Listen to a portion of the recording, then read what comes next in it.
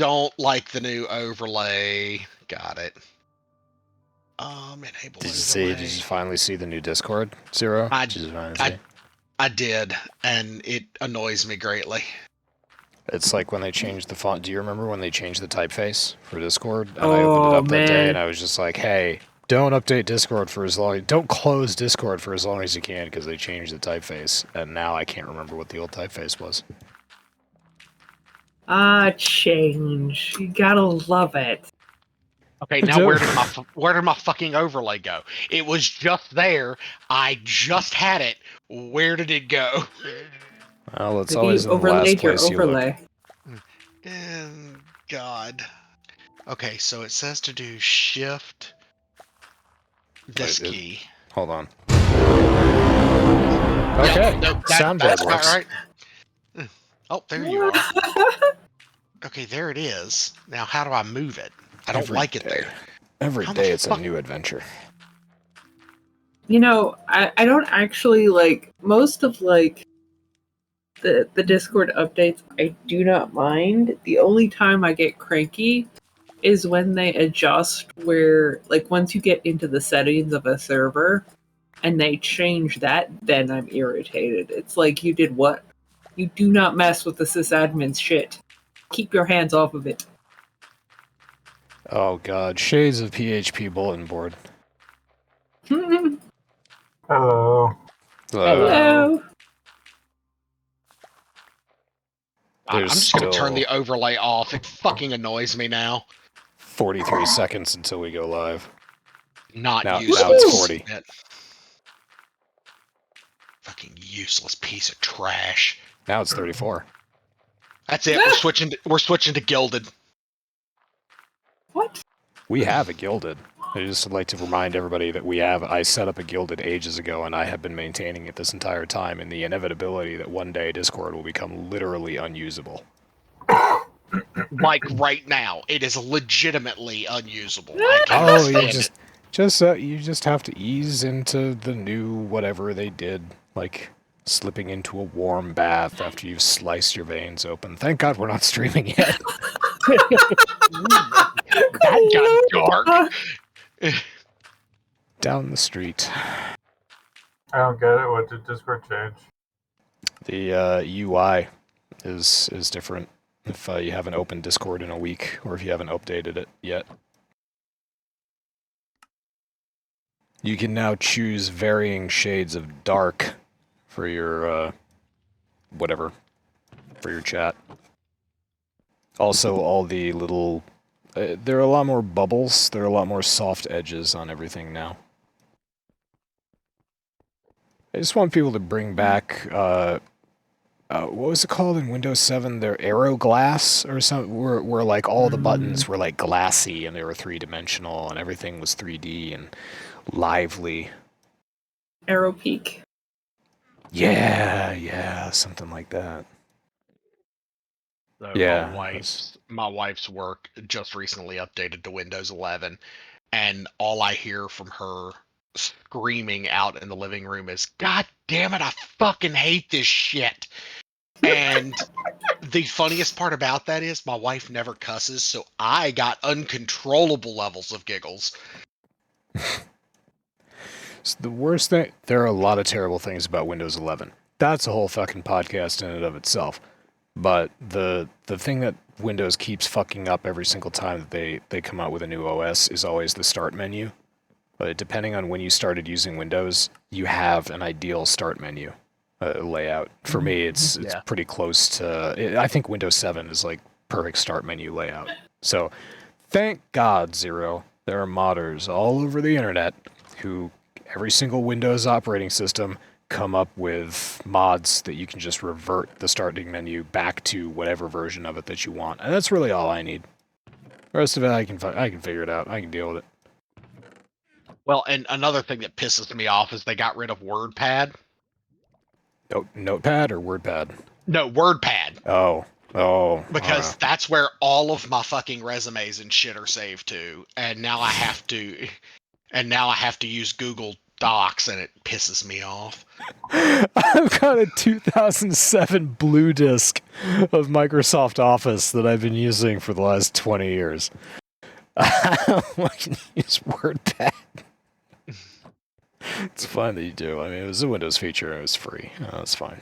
Exactly, and it kept me from having to buy Word, but Microsoft is fucking greedy. You don't have to buy Word. Seriously, the blue disk is it's probably on the Internet Archive at this point. You don't even need to torrent it. There's a direct download.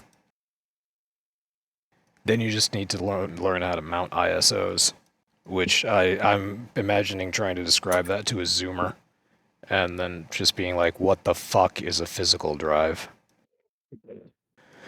No, you don't actually need a CD-ROM drive. You can use daemon tools, and you can create a virtual drive, and then you can mount the ISO to it, and then right there, it's just like, what is the C drive? Is that an app? Hello, everybody. Welcome to your show. We're streaming now. Whatever. Hi, and it's been a week. Zero. I see that you've been playing Lawnmower Simulator and listening to Rammstein. Well done. Yes. Wait. Do you keep tabs on? Are you in my house? There's activity. Yes. Your activity on Discord is on, and I see it. I don't have it on this computer, but on Unella's machine, the activity scroll is like 7 tabs long right now.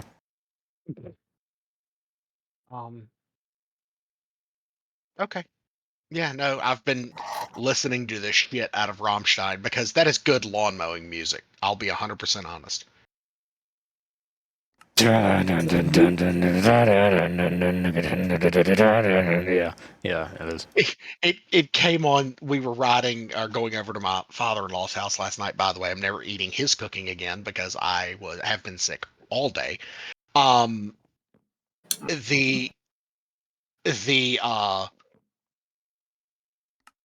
Rammstein came on, and the wife didn't say anything, and she just looked at me, and I was like, "I'm changing the song." Why? Right now. You pussy. Because I enjoy being able to drive the nice car occasionally. She may not like it, but that's what peak male music sounds like. I don't know about peak, to be honest. Oh. Oh, like you didn't see that coming. Why? What do you listen to? Cell Dweller?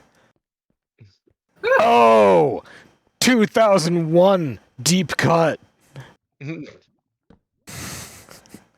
It's fine. Nobody Very knows. proud of you. Nobody Doc knows hitting us with Cell a Dweller is. deep cut. Nobody knows that.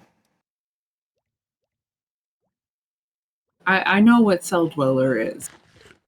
Thank you. Really? Did you listen to him? Did you buy the album that he put out where he had the tattoo of the forest on his pelvis and his entire body was tattooed white except for the black forest with the blue aura around it? I didn't listen religiously. I didn't find him until like far after 2001. It was like late 2000s before we hit the teens.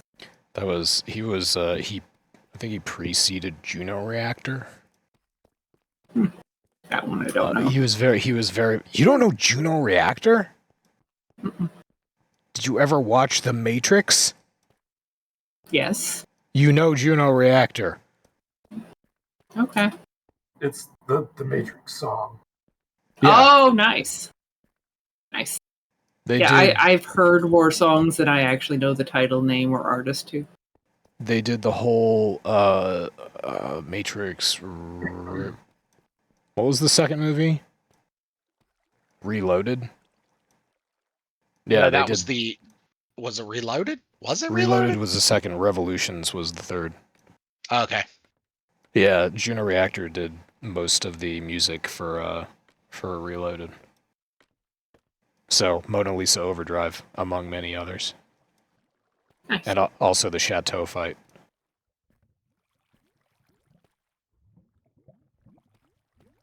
Man. I remember watching the original Matrix movie on my sister's E-machine, which was a knockoff of the Apple clamshell one-piece computers. If you remember those, that had like the colorful shells to them, the colorful translucent shells, so you could see inside the CRT monitor that the motherboard was built around. You want to feel old? One of those is in the Smithsonian. I know. That is so fucking hot. Never forget There's what a they lot took of from shit us. in the Smithsonian. I know. A copy of the original version of WoW is there, and I feel old. You should. Shut up. No, make me. Is that a challenge, ma'am? Because if it is, I'm going to back down. Boy, you do have a brain. I'm impressed.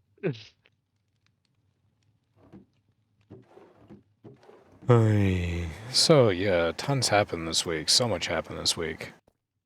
Speaking of gamers, Can we start off with Ubisoft? Can we? which Please? Oh, what happened with Ubisoft? Do tell. which specific thing would you like to talk about with Ubisoft, Zero? I don't know. Maybe the massive failure that was fucking Assassin's Creed Shadows, Hey. leading to them giving up the IPs for all of their major IPs to Tencent.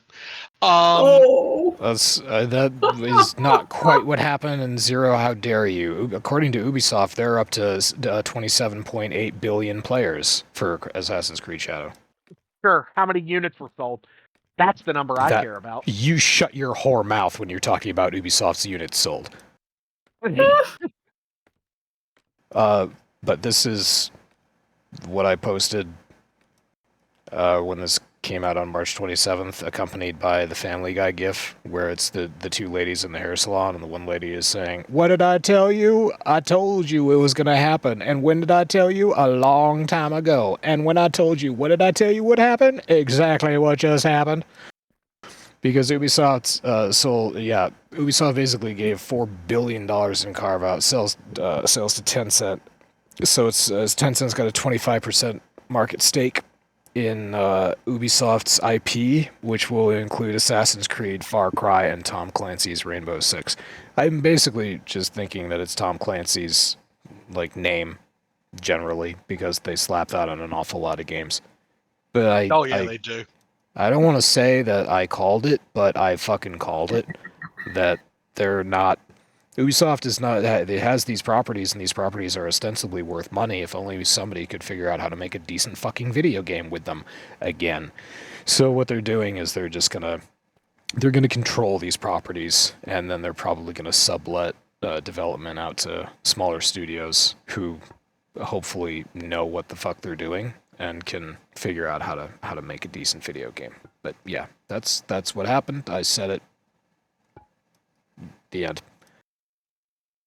I just appreciate the fact that you fucking, I mean, and when I say you fucking called it, you fucking called it. Like, we need to start a segment called Doc Predicts the Future. Yeah, but That I'm not a very intelligent human being. So it wasn't fair. It wasn't like I'm Nostradamus here. This just makes sense. Their stock price that's a lie. Their stock price. You are a insanely intelligent human being. You just pretend on TV. That's sweet of you. Say more nice things about me. Everyone takes turns saying nice things about me. So anyway, Ubisoft's stock kind of bumped with Assassin's Creed because they put out a lot of they were on top of reporting their player numbers. So in this article, which was March 27th, 5 days ago, they said AC Shadows has hit over 3 million players. And yeah, Zero, you're fucking right. They're not saying how many units sold, because gosh, did they give away a lot of free copies of this game to everyone who bought a 50 series graphics card, among many other places. But yeah, they were on top of that. So their stock went up a little bit, but their stock continues to drop, and as compared to 2023, they're a fraction of what they used to be. So it just makes sense for them to latch onto a holding company like Tencent and be like, hey, want to go in 25%, and we'll just control these IPs, and then we'll charge other people money to make video games while they use our IPs, and we won't have to suffer any game losses anymore. And that's kind of Tencent's bread and butter. So yeah, makes sense. Mhm. Doesn't Tencent also own Warframe? Tencent does own a stake in Warframe. Okay. I believe. Yeah, they bought it from I forget what it. Laos, Leun, some Chinese holding company that that originally owned a stake, owned a lot of DE, and then they 12 sold minutes. it to Tencent. We made it 12 minutes before somebody brought up Warframe. Oh, I That was missed doing you. that. I know. I I know. missed doing that. You're right.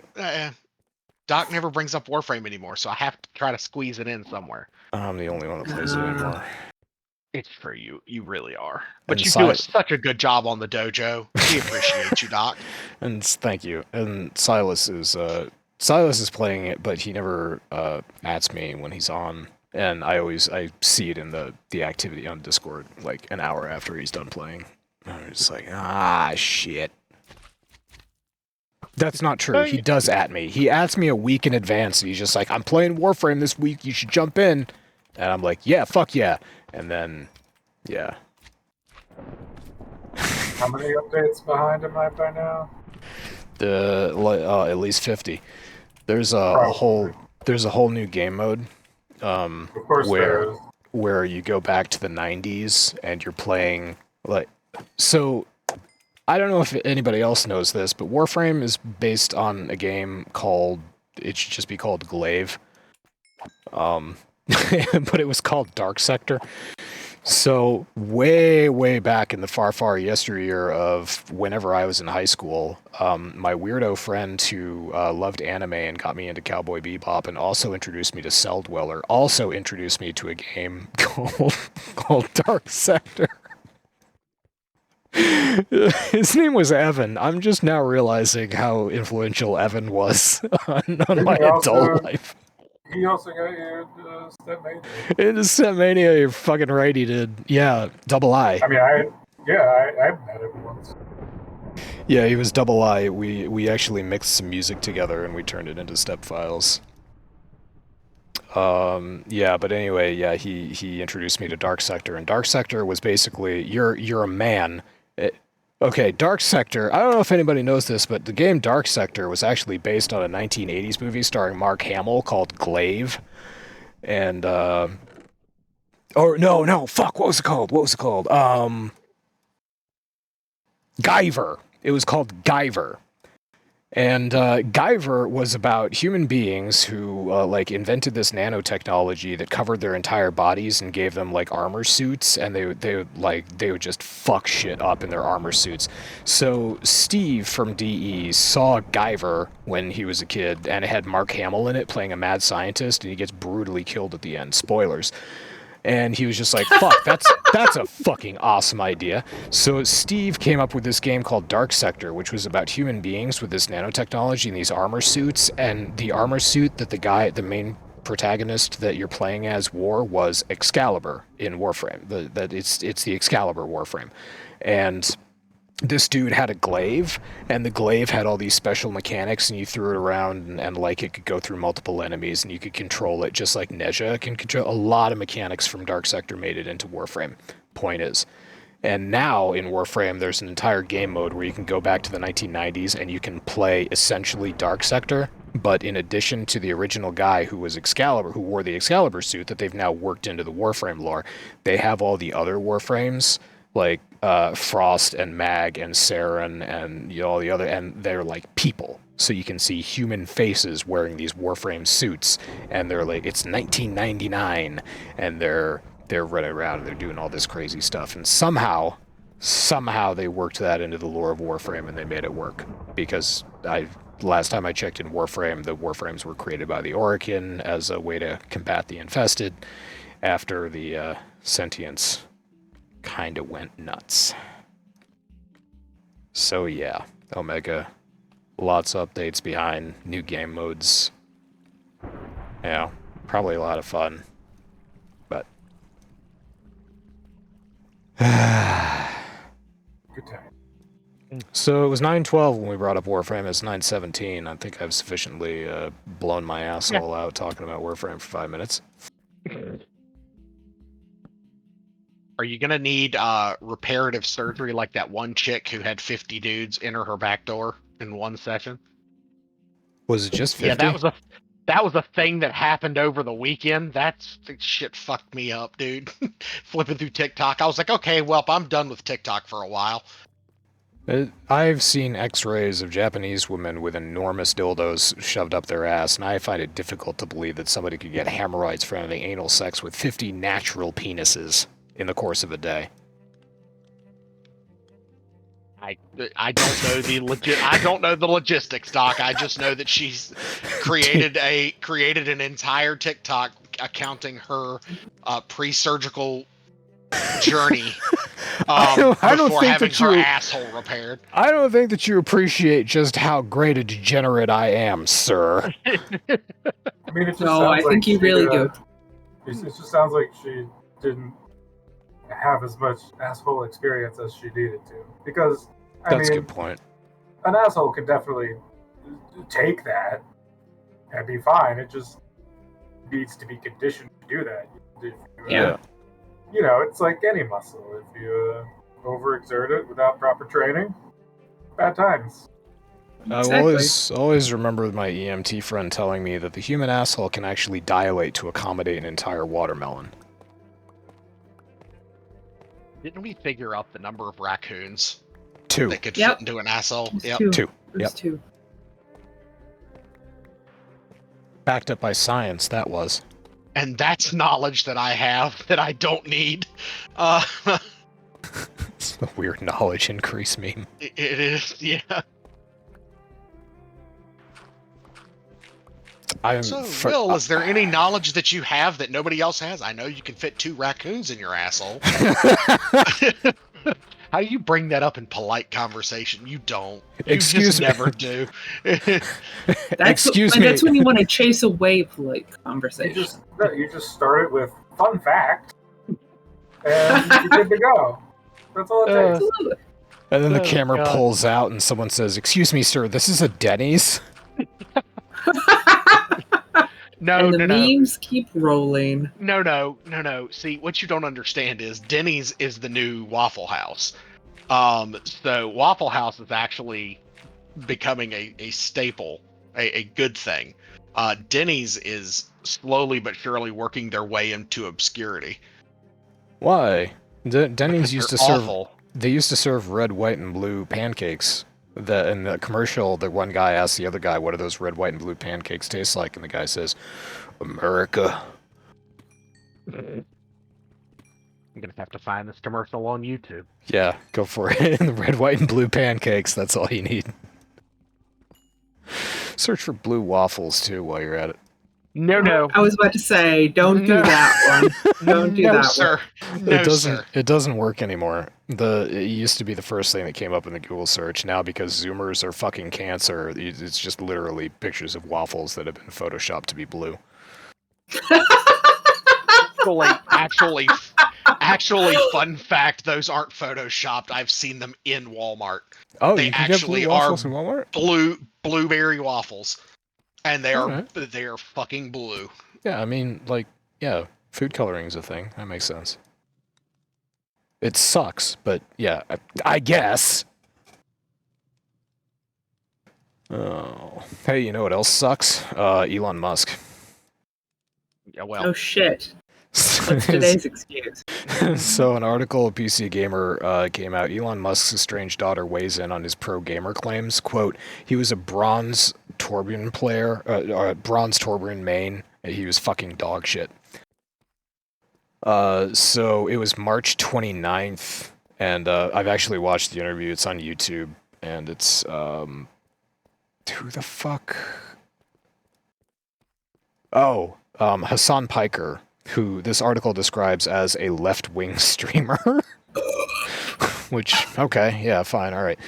Vivia Jenna Wilson went on and just gave an hour-and-a-half interview with him and talked about a lot of stuff, like growing up with Elon and her estrangement and all the rest of that. And the one thing that came out of this that was really fucking amusing was her talking about back when her twin, and Elon, her dad, used to play Overwatch, and she says, quote, I was a 12-year-old Hanzo main who was barely in silver, and he was a bronze Torbjorn main. He was fucking dog shit, awful, like god awful. And let's see, the other thing she said, he would try to constantly get us to play ranked with him, and I'm 90% sure it was just because we could carry him. So yeah, the gamer thing came up in this interview, and she laughed her fucking ass off and was like, no, he's a fucking dog shit gamer, and I don't know why he pretended to be otherwise. I mean, it's fucking Overwatch. Who gives a shit? It's yeah, but boosting in PoE and boosting in D4 is fucking violation of TOS. Well, no, that I completely agree with that. First of all, it's TOS. Yeah, first of all, it's TOS ban, or it's a violation of TOS, so you should be banned. Second of all, you're not a gamer if you boost. That's like dog scum. That's bottom of the fucking barrel. That's like, what are you even? And then you brag about being a good player after you get boosted. It's one thing if you get boosted and you never talk about it. Like, yeah, sure, you're a shitty gamer. Like, fuck you. But getting boosted and then claiming that you're the best, you're like ranked in the top 10 hardcore players for fucking PoE, fuck you. What the fuck was this idiot thing? And why are we not talking about this anymore? Why is the internet done with this? What a fucking tool. So I shouldn't get worked up about this because it doesn't fucking matter. But Jesus fucking Christ, the guy creeps into the gaming world and is like fucking dicks around like that. It's like, oh, look at me, I'm so fucking good. And he gets caught boosting and is unapologetic about it and just stops talking about it. And for some reason, like, yeah, all right, and you just forget about it. I haven't forgotten about it. That's why I say fuck Elon at the end of every podcast. Wasn't why I started, but it's why I'm continuing. Anyway, his daughter is, or Vivian is her name. Yeah, Vivian is a real piece of work in and of herself, but she did have some entertaining things to say about her dad.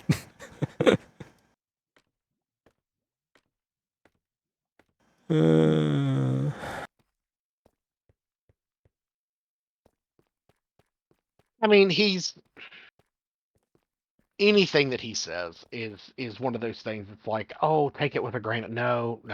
Anything that he says, you take with. You know, my town used to be called the Big Lick because of all of the salt deposits in the state or in this area. That was the reason? Yes.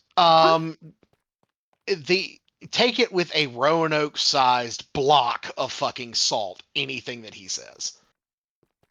Okay, I was really curious as to where the crap that was going, so I'm glad we got there eventually. I was like, what the heck? Don't judge me for my poor use of fucking analogies, okay? I can't help it. No. It wasn't a poor analogy. It just took you a moment to get there.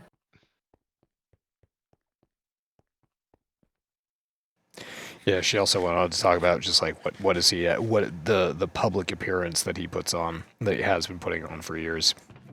Apparently, he is a much angrier individual when there's not a camera on him. Oh, I believe it. 100%. And is anybody surprised? No. Negatory, Batman.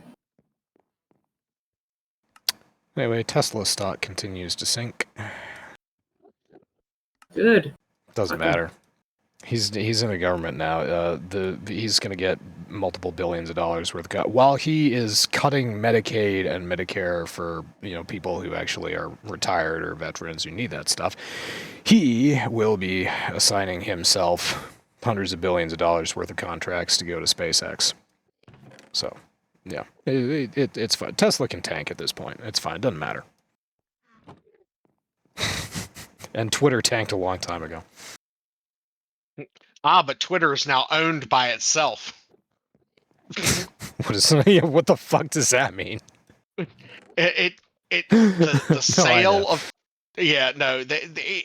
when I read the article an article about that, I was like, so Twitter is owned by itself now? No, Elon's AI company owns Twitter now. Yeah. Which is fine. You know, That company is called XAI. Yeah. XAI now owns X. XAI. I can't Brilliantly original. can't roll my eyes hard enough. Physically impossible. Like it's so fucking stupid. I don't understand how he thinks that's so fucking cool. X everywhere. You know why he thinks that, Omega? You know why he thinks X is so cool? Because X gonna give it to you. Oh my god. Why is it still Twitter.com? If he's so goddamn good at everything, how is he still not fucking changed the URL of his goddamn website that he spent $42 billion on? This is what I was waiting for. Before any of his texts get around to explaining what a redirect is, he just starts railing on them. He starts yelling loud about how stupid it was to release Twitter's source code to GitHub to make it open source. And then somebody tries to remind him that it was his idea, and he just gets even more mad. So yeah, he's never made it to what is a redirect, and how can we redirect Twitter.com to X.com. That's why. Fucking beatard with billions of dollars. That's exactly what it is. Elon Musk is what happens if you take a 4chan autist and give it billions of dollars. That's exactly what he is. He is the only reason he has ever had sex is his billions of Money. dollars. Yeah, The billions of dollars. only reason anybody has ever looked at him as anything other than a fucking nerd and a loser is his billions of dollars. Like he's a fucking loser. Like nobody fucking likes him. They're only No. around him because he's got billions of fucking dollars. How dare you? I believe that Amber Heard loved him for the individual that he is. You can't even say that with You a straight completely fucking face. tried to say that with a straight face, but it did not work. Yeah. So, Wait, he was with Amber Heard? I wonder if she shit on his bed. I am not clear. Okay, first of all, studies have shown that people who are obsessed with celebrities are demonstrably retarded. So, for that reason alone, I really don't enjoy hearing about celebrity news, but for some reason I keep on picking up on it, and I hate that I know this, but for some reason Amber Heard cosplayed as Mercy from Overwatch and took a picture of it and sent it to Elon Musk, inferring that they were in some sort of relationship as far as I know.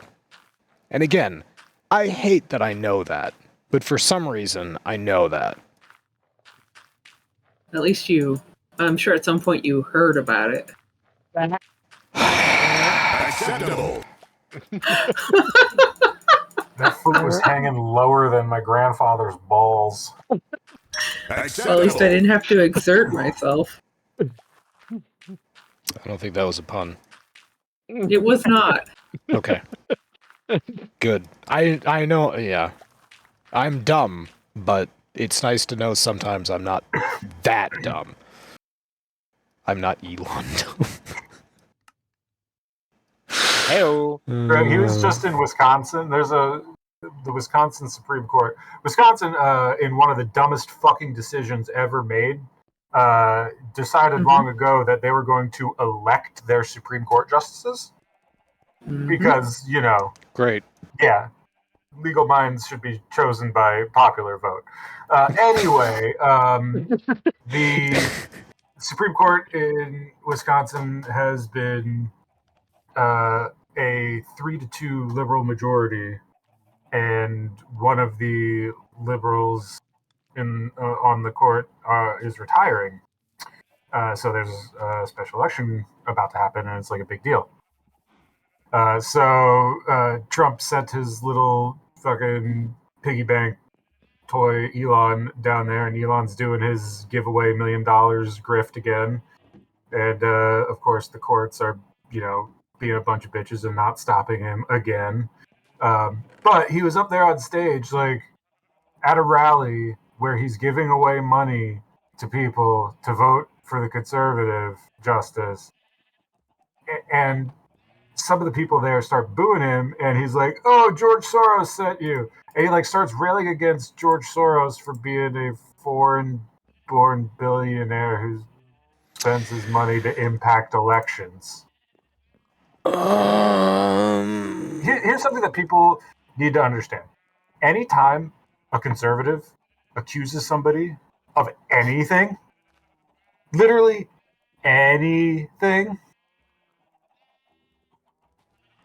they're just redirecting away from the things that they do. Like, what's the word for it? There's a word for it. Hypocrisy? No. It's not deflection, but Redirection.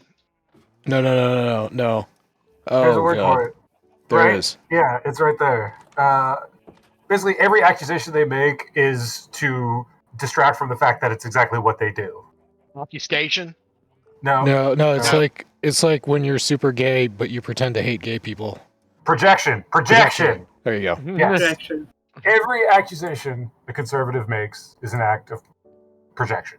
All that shit that conservatives have talked about, voter fraud, who are the only people who have been arrested and charged with voter fraud? A bunch of fucking conservatives who tried to stuff ballot boxes or tried to burn mailboxes and tried to, like, it's all the fucking conservatives are the only people who have been caught trying to commit voter fraud. That's it. Like, every accusation is an act of projection. You got to remember this. Every single one. Remember And when conservatives were it's trying to convince fucking people pathetic.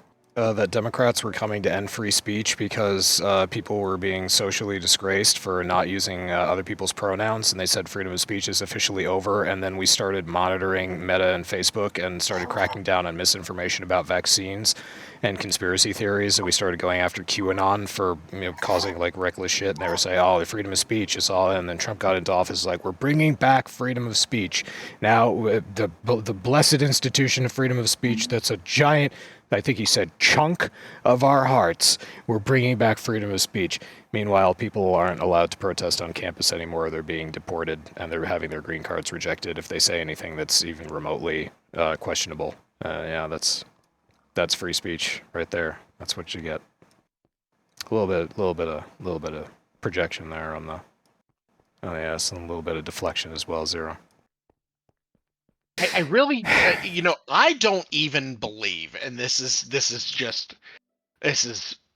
me bullshitting at this point. I don't think Trump actually likes Elon. I think Elon is just a useful tool to him. Can you name? But in that same vein, can you name a single human being that you think that Trump actually does like? I mean, valid point. Very valid point. I don't think Trump likes himself most days. Probably, yeah. No, I mean, he'd pretty much have to, wouldn't he? I mean, self-loathing is a thing. Absolutely, I do it all the time. I experience it all the time. Right? High five. We're in the self-loathing and the small dick club. High five. No, Yep. see, to experience self-loathing, it takes a certain amount of self-awareness. Self-awareness. Yeah. Like that is step one to self-loathing. Is you have to actually be able to reflect on the things about you that are bad. You have to be devoid of sociopathy. And yeah, Trump is clearly not that. I mean, this whole fucking signal scandal that's going on. It's If it was anyone other than a group of his own handpicked conservatives, this would have been the giant month. Yeah, if it was Democrats that did this shit. Can you imagine how many years it would be brought up at every single election?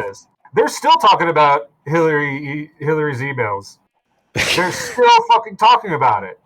Still. Well, what about it? Did we ever find them?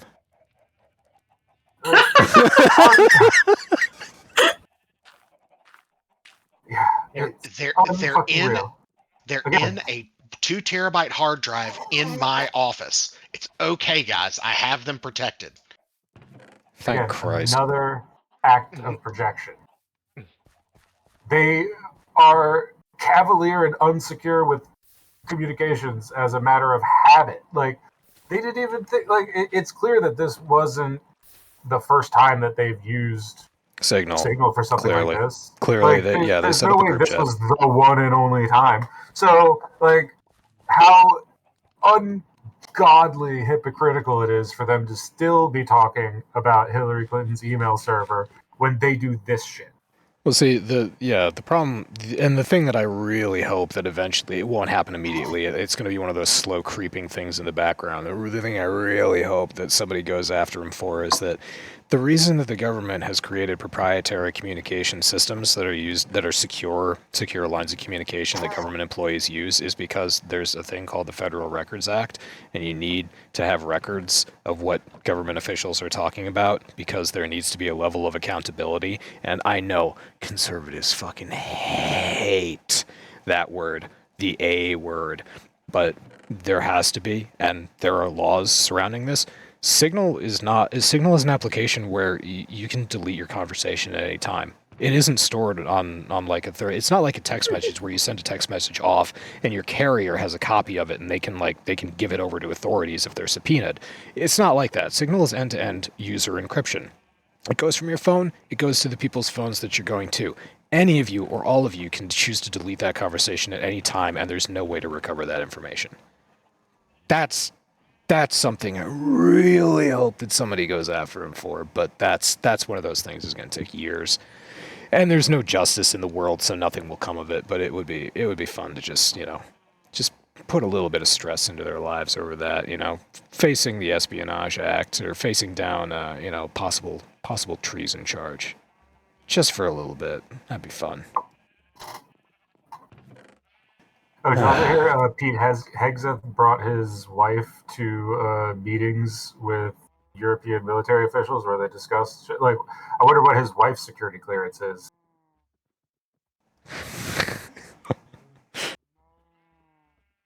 Oh, also, I forget who it was, but one of the people who was on that signal chain was actually in the Kremlin while all that was happening.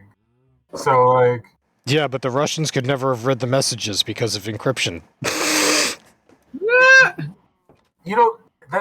That doesn't matter when you have access to the phone. It doesn't matter when you have access to the phone. It doesn't matter when you have... Okay, and this is the other thing that is hilarious to me. This is a common misconception for everybody, just commonly in commercial practice uses a VPN. VPNs are also, for computers, or phones, are also end-to-end user encrypted. So your data is obviously protected to some degree. Encryption, just generally speaking, doesn't matter at all if you are the NSA or the KGB or the Chinese secret intelligence service. Anything like any major first world intelligence service does not give a fuck if your messages are encrypted. They will just grab bulk data and they will put it into a beast of a machine, and that machine will probably have a decryption protocol ready in about 20 minutes. So yeah, that's another misconception. KGB doesn't exist anymore, though. Russia disbanded the KGB. The FSB, Remember? Whatever the fuck they're trying to tell us there. Yeah, it's always been the KGB, always has been.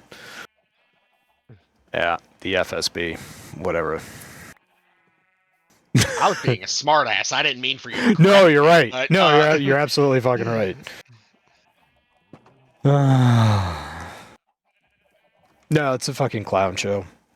Meanwhile, yeah, we're slowly, we're defunding science, and we're demonizing academia, and we're deliberately making people as stupid as humanly possible because that's the best way to get oligarchy to take over, man.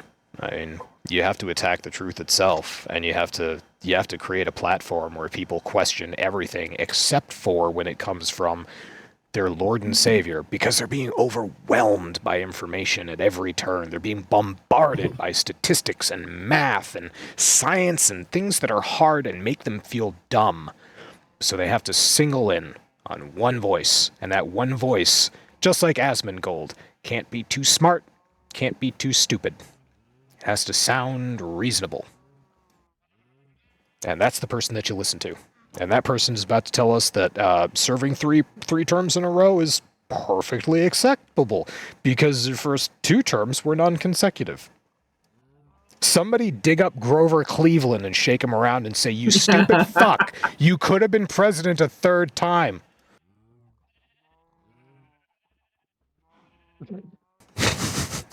Thank you, Aqua Teen Hunger Force, for teaching me that Grover Cleveland was the first U.S. president to serve 2 non-consecutive terms.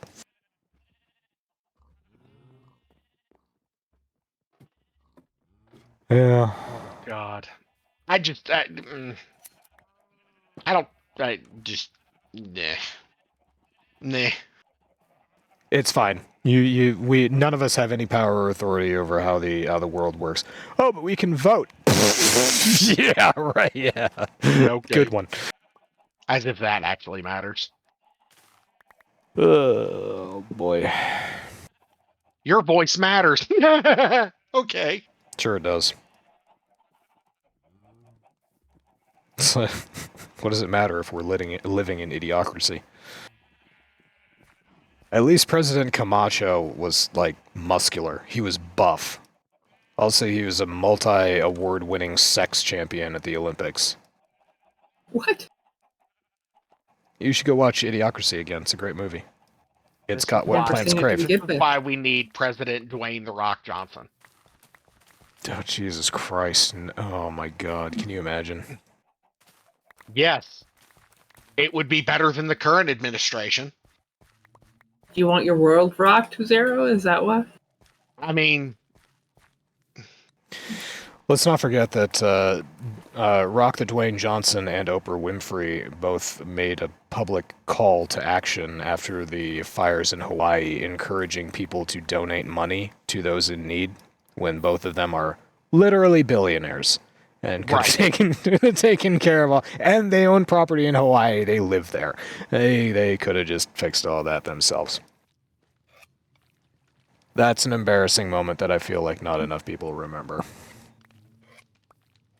don't forget, The Rock went there to celebrate Pacific Islanders.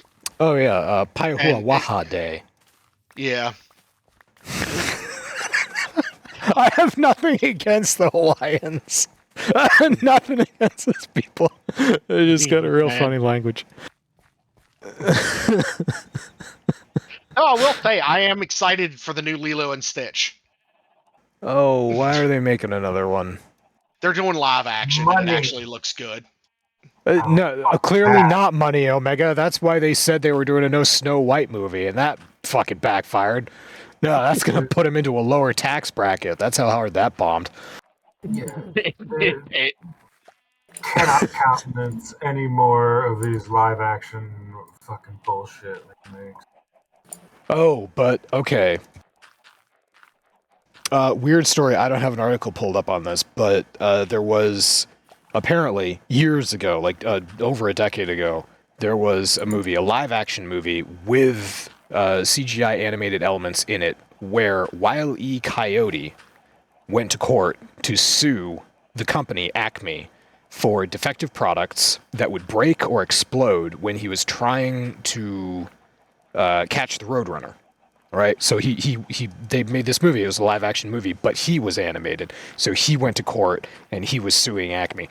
And for whatever reason, whatever studio came up with this, or whatever writer had this idea, the idea just got shelved because they're like, "Nah, we can't make a movie out of this. It's just it's not enough profit, and it's gonna bomb. Nobody cares about this." Well, Ketchup Studios, which I know for some reason, I haven't looked it up yet, but I know that fucking name for some reason, acquired that script, and they're going to try to make that movie now. So we're going to have Wile E. Coyote, an animated Wile E. Coyote, in an otherwise live-action movie about a lawsuit against the Acme Corporation. It would be kind of like Who Framed Roger Rabbit. That was kind of the same shtick. I'm actually kind of interested in that. That sounds really like, hope you're right. Like, at least that's a relatively new and interesting idea. That seems to That's me a lot interesting. more interesting than remaking a classic animated Disney movie in live action, or insert other fucking shit movie that's been made in the last 20 years. Like, Yeah. this at least is an interesting use of that old existing IP, and not just of course it is yet to be seen. Could suck. Always a The, possibility. the thing is, like, yeah, Masami, you say Who Framed Roger Rabbit. I really hope it does take on that style, because that movie, visually at least, that movie was a masterpiece. The way that but they were actually painting on frames. They were actually animating by hand Who Framed Roger That's the Rabbit, thing. and that's Movie making has just changed so much. I actually read an article recently. I think it was Disney, but talking about how they're fucking animation is just going down the tubes there. Disney, and we've talked about this. Disney is so much bigger than movies now, and animation is even a smaller part of that small part that is movies. They just, I believe, demolished the original animation studio building that was on their lot to make way to just make it a larger open lot area for bigger movie productions and stuff.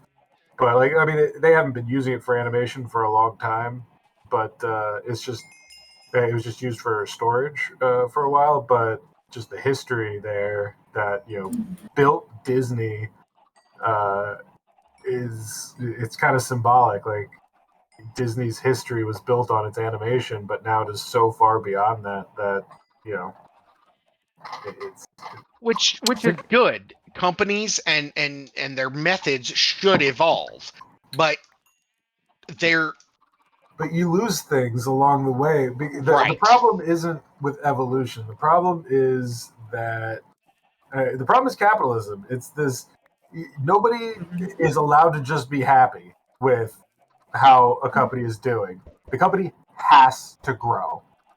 It has to grow. Stability is death. If your company does not grow, your CEO gets fired, your shareholders will sue the fucking company. Like, it's insane. That's what capitalism has established. Nobody can just be like, this is what we do. We're good at it. We want to be stable and content and do this. No, you have to grow. You have to do more. You have to get bigger. You have to keep on growing, and you have to destroy the competition, and you have to crush all the little guys that are trying to do their own thing, and you got to be the biggest and the strongest and the baddest and the best company in the fucking world. And what have we lost? We lost one of the best fucking animation studios in history. we lost the animation studio that produced the first movie ever made in America. So, like, yeah, evolution can be good, but this capitalistic growth for the sake of growth does nothing but destroy things. It consumes. Largely, yeah, I largely agree with you, but my caveat would be, with few exceptions, yeah, it's being a publicly traded company. It's having shareholders. You cannot be in the creative industry. I've said this before. You cannot be a creative business. You cannot be in the creative industry while you are a publicly traded company. The two cannot exist together, because creativity requires you to do things that are unconventional. It requires you to take risks, and it requires you to fail and learn from your mistakes and do things better next time. I am a creative type. I've created plenty of things. A lot of the first time that I try to create something, usually, it's not great. It's not good. It needs to be torn down. It needs to be refined. It needs to go again.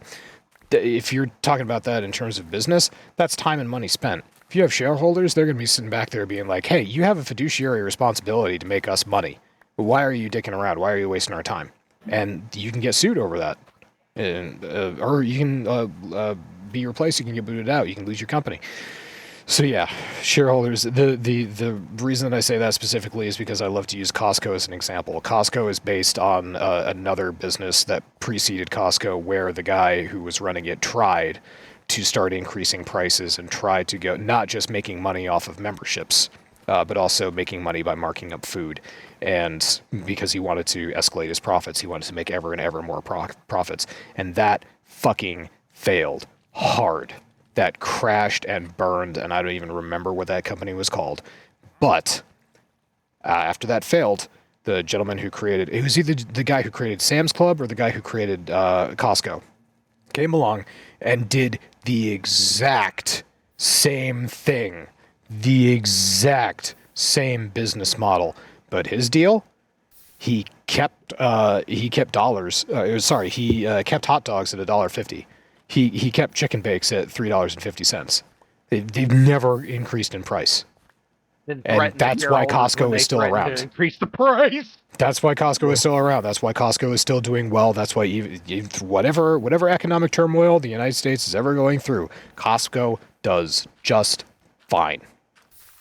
But they're not as successful as they could be. They're not as enormously successful as they could be. If they're publicly traded, they can make so much more money. But they crash and burn because they did before. Same thing with the guy who does Arizona iced tea. I love that interview that came out that got memed like a couple of years ago, where he's just like, yeah, I mean, where we could sell Arizona iced tea for more, but we're doing fine. Why? Yeah, why would we? So why would we increase the price? So yeah, we're not going to. As long as we're making money and we're staying afloat, why would we?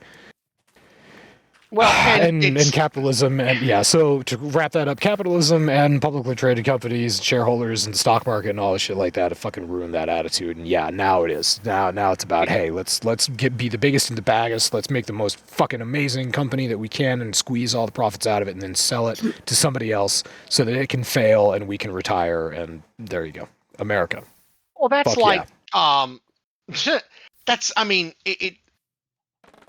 why the WWE never went public until after Vince McMahon left. Oh, I'm sure it'll do fine now. They were never publicly traded until Vince left. And the reason why is because Vince wanted complete creative control and did not want to have to answer to anybody for that. Now that they've got now that they are publicly traded and they have shareholders to answer to, the product is doing hand over fist better.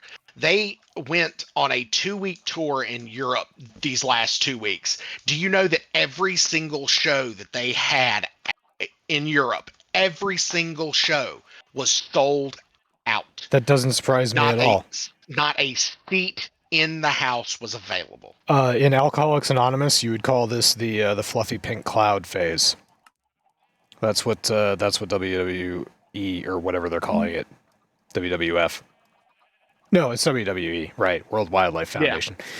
Yeah. They're gonna be doing great. They're gonna be doing great for a couple years, and then the shareholders are gonna catch up with them.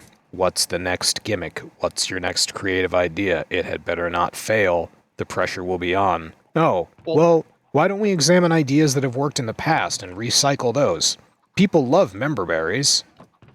And that's when shit will start to go down. Well, that's why it started to go down a little bit. And that's when they brought John Cena back for his farewell tour, and now John Cena's a bad guy. Remember John Cena? Oh, I remember. Yeah, but he's a bad guy now. So they did something that was completely outside of the box that nobody thought was going to ever happen, but it happened.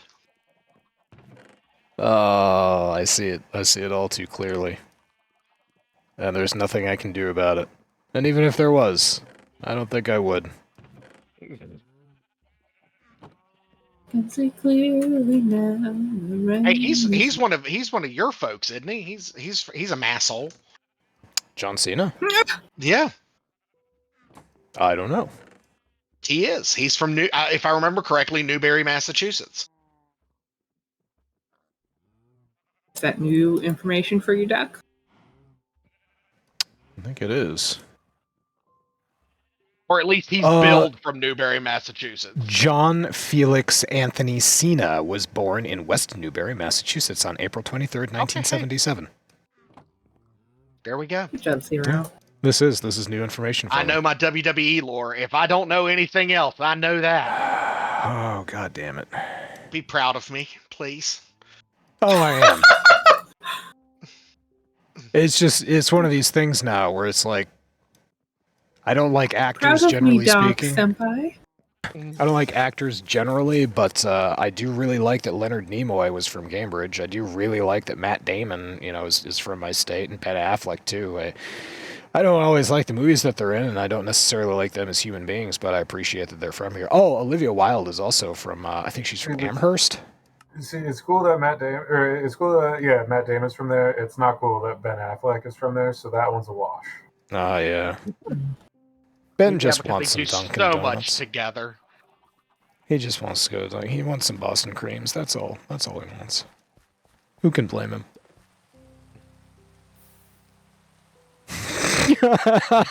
All those and videos. we killed the podcast. All those videos. No, it just made me think of all those videos of John. First of all, why did Ben Affleck decide to get back with one of his exes? With any of his exes? Why do human beings have relationships, fall out, spend years apart, and then get back together with people that they were in failed relationships with? Do we really think that we grow as human beings?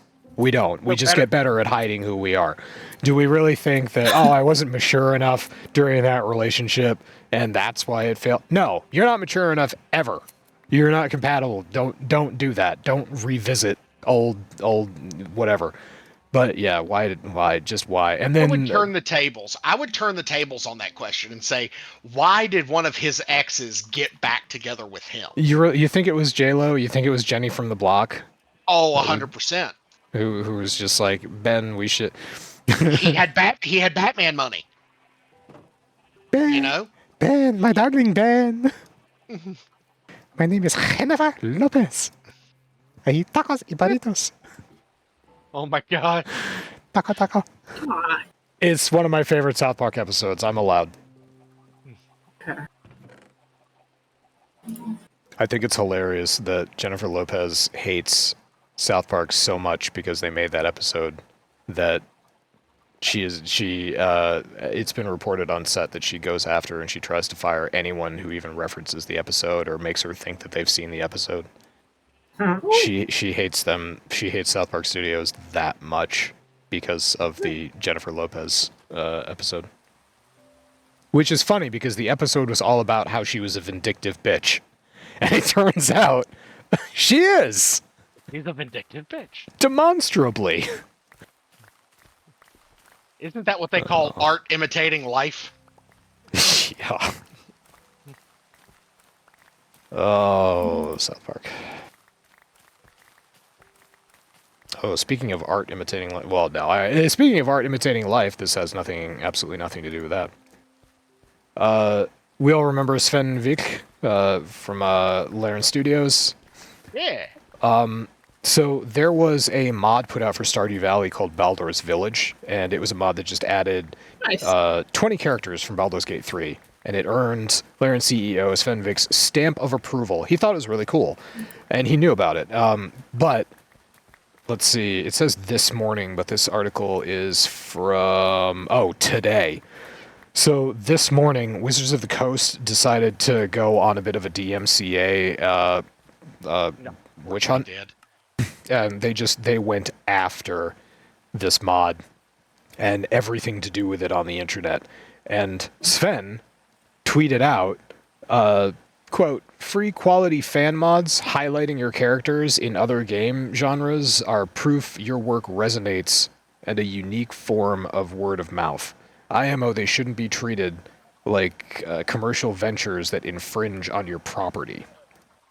And after he tweeted this out, shortly, I should say like within hours of tweeting this out, Wizards of the Coast fucking backpedaled like mad.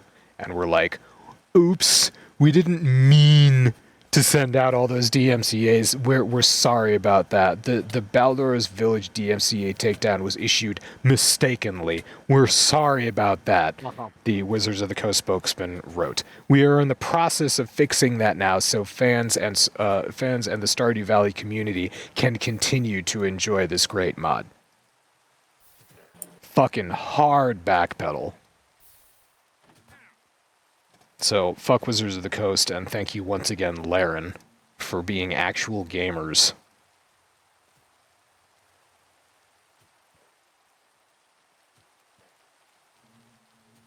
I don't even remember the segue that I used to get into that. I just like Art that. imitating life. Yeah, art imitate, yeah. Wizards of the Coast are imitate his P. I don't remember much, but that I remembered. You good man. Yeah. Yeah, man. So, ugh. Anyway, I'll never understand why any company would go after a modder for modding something into a game, because again, it's like he said, it's a people form of want the flattery. characters. It's not like they're stealing Baldur's Gate. It's not like they're like copying the game, or they're taking something from that game and they're putting it into another game so that you never have to play Baldur's Gate, or you can play Baldur's Gate without paying for, the actual game experience. It's a mod. It adds characters in. It's a completely separate game. It's a way of saying, hey, these characters are pretty fucking awesome, and we want to experience them in a different setting. That's it. It's good. Yeah, but they need to get their piece, though. Yeah, that's what Wizards thinks. Yeah, it's because Wizards isn't making enough fucking money because D&D 1 is an absolute fucking failure. And Hasbro shut down their VTT. Yep. Totes did. Wait, is that what they're decided to call 5.5? Is D&D 1? Yep. D&D D&D 1. It's the new system. It's the one system to rule them all. That is not a copyright infringement. That's so bad. It is. When was this announced? And Is they've... this like a recent announcement? No. Not really, no. Sadly. Wow, I really have not been keeping up with the... I think it's one of those things where enough people were calling it that for long enough that it just sort of stuck. Oh no, they announced that was the name of it, like when they announced the new rules. Oh, is that what it? Okay. Yeah. Oh yeah. All right, one D&D. This is why I'm sticking with Paizo and Pathfinder, because even though Pathfinder updated their rules here recently, it didn't change anything so dramatically that it broke any character class. It actually enhanced a lot of the characters and enhanced a lot of the builds that can be done. Much like RimWorld, I will be sticking to version 5.0. I need to get that game of Draw Steel ready to play so that we can fucking try that. I am prepared. Yes. I have my character.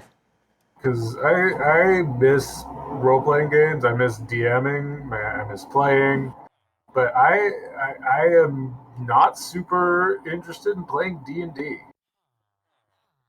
Like, there are so many other games out there that I would love to try, and some of them are heavier lifts than others. Some are longer campaigns. Some are things that you can sit down and play, for a couple hours at a game night. But there's so many other games out there in like the tabletop RPG space. And I think I'm just fucking sick of Wizards and sick of D&D, and I'm kind of ready to see what else is out there. Apparently, Alien Isolation, there's like a super kick-ass Aliens tabletop RPG that's out right now. Yes. I heard good things about it. I have an article about that. I may have had an article about that weeks ago. Yeah. I've had friends who've both played and run it, and they said it's pretty good. So I am very interested, and I've been interested in the Fallout setting, the Fallout TTRPG. I just never have gotten into looking at it, or it's a D6 system if I remember correctly. Yeah, it's the company that made that. It's made on I can't remember the name of the engine, but basically sister systems are like something like Mutant Years. It's called Mutant Year Zero, which is essentially kind of your post-apocalyptic like wasteland type sort of game. Not really Fallout-ish. Or no, sorry, that's Alien. Yeah, Alien is in this, and then there's another one called Forbidden Lands. That's kind of a world exploration D&D type sort of setting, which is really cool. The Fallout RPG works on a 2D20 system, which is kind of fascinating because, and then there's also a Star Trek system that works on the 2D20. Sorry, I'm like the black hole of RPG information. Good. We're glad. I've got a short list of a few games I want to play. Yeah. But, I don't know. I feel like D&D 5.0 is great, and then it's like instead of fixing it, they started changing it. Yeah, Yeah. The they fixes broke that a they lot needed of to really make, cool things. the fixes they needed to make were so small. They needed to go in with a scalpel, fix a few things, and then they like went and changed like core aspects of the lore. Half elves Yeah. and half orcs don't exist any fucking more. Like, what? What is what? Why'd you change so much? And they say they have their reasons, and whatever. There are other games I'd like to play instead. I think the only good thing they did in the update was they let you use potions as a bonus action. Thank God they finally put that in the rules. Yeah. And it's not just a homebrew. And Well, that's what I was going to say. I mean, yeah, I know there are issues with. I am the most stupid at D&D of anyone in this group. I know that there are issues in the gameplay system, and I don't think it would be terribly difficult to just homebrew those solutions into the game. I understand that D&D should. I understand that Wizards should have done that, and they should have written those into the rules. And I agree with you; it would have been really super easy. But like, they did write it into the rules. They wrote in fucking homebrew the shit out of this game. It's in the rules. It's there. It says do what you fucking want. Like you can change whatever rules you want. Like it's there. It's easy. So like they didn't just let us keep doing that, and instead of just fixing or maybe adjusting to some of those popular ones, they just went in and kind of mixed the whole thing up a lot. The thing that I remember that disappointed me the most was how they took away things from classes because they didn't want to use the word race anymore. They didn't want dwarves to be a race. They just wanted everybody to be people. And so in doing that, they took away class features. They took away race features rather, that were like unique to these different races, and that it just made everything more generic. I mean, it's so stupid because like race is a charged word, but the solution species, because that's the actual word. That's be a fucking scientist about this shit. They're different species. Because race is not a biological. Like, it doesn't exist in biology. There are no races of the race of dogs. there's no this race of dog or this race of elephant. No, there are species, and these different species, elves and orcs and dwarves, are so fucking different. There you go. So why? Yeah, it's. I mean, hell, Paizo even in Pathfinder, they're not called races. Guess what? Legacies. This is your legacy. I mean, it works. Yeah, but that's Fine. still stupid. It is I mean, stupid, I but agree, it's fun. it's D&D stupid, now calls but- them ancestries. We're That's- talking that's- about a TTRP. We're talking about a game here. Everything is stupid. But yeah, Sure. no, point taken. But that's no better or worse than what D&D does, which is ancestries now. It's your ancestry. It's not your race. It's your ancestry. Great. Does my ancestry give me a bonus to haggling? Can my ancestry give me like increased stealth stats? Instead of calling myself a halfling, I just call myself a person of below average height. Does that make the game more fun? I don't even know if I'm being sarcastic anymore. It does bring up an interesting thought, though. It kind of go off on a tangent. In sci-fi, they use both the term alien species and alien race. Yeah. Oh, you can retcon that by being like, oh well, sci-fi's always been racist. I mean, it has everything. Well, Everything, racist. yeah. Look hard enough, everything's fucking racist. it's fucking true. How's Nowadays, yeah, you don't that's- even have to look very hard. You just gotta fucking open your eyes and see what the fucking government's doing, and it's just their plain fucking language. That's where we're at. No, we've gotten so stupid. I blame the war on education. We've gotten so fucking stupid that people don't understand the difference anymore between laughing at something because it's stupid and laughing because we agree with the stupidity. It's like making racist jokes. There are people. Dave Chappelle said this when he was doing the Chappelle Show. There are plenty of people who are laughing at the Chappelle Show because it is so ridiculous to think. Sacha Baron Cohen does this with Borat too. It's so ridiculous to think that a person could believe this, that a person could be that stupid to be that racist. That's one audience. And then the other audience is the people who are actually that stupid who are laughing at that because they think it's real. Like, we've lost the ability to tell one from the other. We can no longer have like that kind of humor. We can't have that kind of fun anymore because somebody is going to be like, well, actually, many people suffered because of... Like, yes, I understand that. I'm not laughing at suffering. I'm laughing at stupidity. I've come to the conclusion that democracy was a mistake. Nah, it works. It just needs... No, capitalism is a real fucking problem. There are too many stupid people. Yes. And people are too easily manipulatable. Like, stupid people are too easily manipulatable. And that's what leads to fascism. I'm going to make a joke here, but it's very in vain of what I just said.